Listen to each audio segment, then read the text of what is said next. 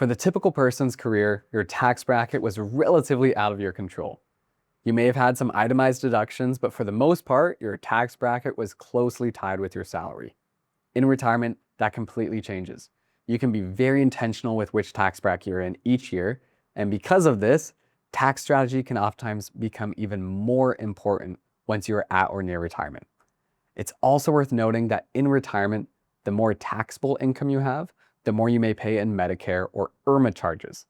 So there are a few strategies to be aware of. First, be intentional with your IRA withdrawals.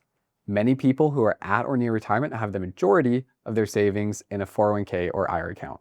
That's great, but it's important to remember that all IRA withdrawals are taxed as ordinary income when they're withdrawn, unless they're in Roth IRAs. So if you're about to enter the next tax bracket or Medicare bracket, then it may be smart to stop withdrawing from your IRA and start withdrawing from another account to avoid the next more expensive bracket. Number 2, be aware of your RMDs. Once you turn age 73 or 75, the IRS begins requiring you to withdraw a certain amount from your IRA or 401k every year. People call this the RMD tax bomb, and if you haven't planned for it, this alone may bump you into a higher bracket.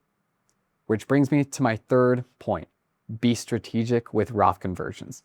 If you're in a low bracket and before your RMD age, it may be very smart to do some Roth conversions. Fourth point is oftentimes overlooked. In your portfolio, focus on qualified dividends. Ordinary dividends are taxed at the ordinary income rate. Qualified dividends, on the other hand, are taxed at the typically much lower capital gains rate. Last strategy for you in retirement is Social Security. You get to decide exactly when Social Security benefits begin. So for example, if you want to keep your income low for a few more years and do Roth conversions, then maybe instead of starting at 67, it could be wise to delay until age 70. All in all, there are a number of strategies to avoid overpaying in taxes and Medicare premiums. The best window to act is always before retirement starts, not after.